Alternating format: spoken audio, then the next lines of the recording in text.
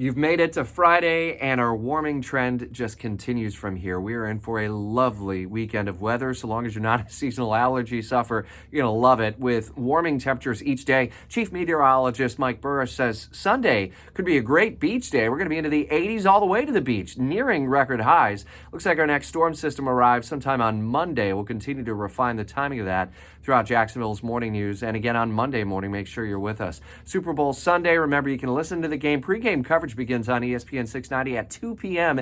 Kickoff after 6 o'clock on CBS 47 and also on ESPN 690. All the different prop bets and whatnot. We're outlining all of that for you throughout Jacksonville's morning news. Sadly, Fred Taylor is not getting the knock on the door, as the Jaguars legend will have to wait another year for his Canton call. But he's a finalist now, and that usually means that the road to Canton ultimately will be paved for the second Jaguar to ultimately make it into the Hall of Fame. And he thanked all of his supporters in a post on X. It's only a matter of time, Freddie T, before we know you're going to be in. We are digging deeper into the arrest report for Elliott Graham, who was the funeral home director on Jacksonville's north side, taken into custody last week in the Orlando area, now back in Duval County custody, and some of the haunting and disturbing allegations coming in that arrest report that we're just getting our first look at, and hearing from some of the families who are going through quite an ordeal as a result of the allegations in that report.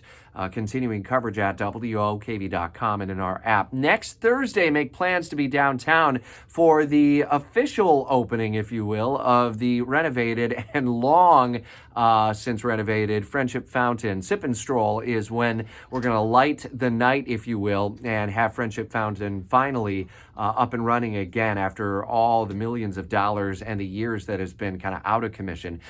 Former President Trump wins the Nevada caucus very handily, of course, and he was the only major candidate who was a part of the Nevada caucus, as all eyes are now pointed on late February in the South Carolina primary and the last possible stand for Nikki Haley and her long-shot presidential bid for the GOP nomination.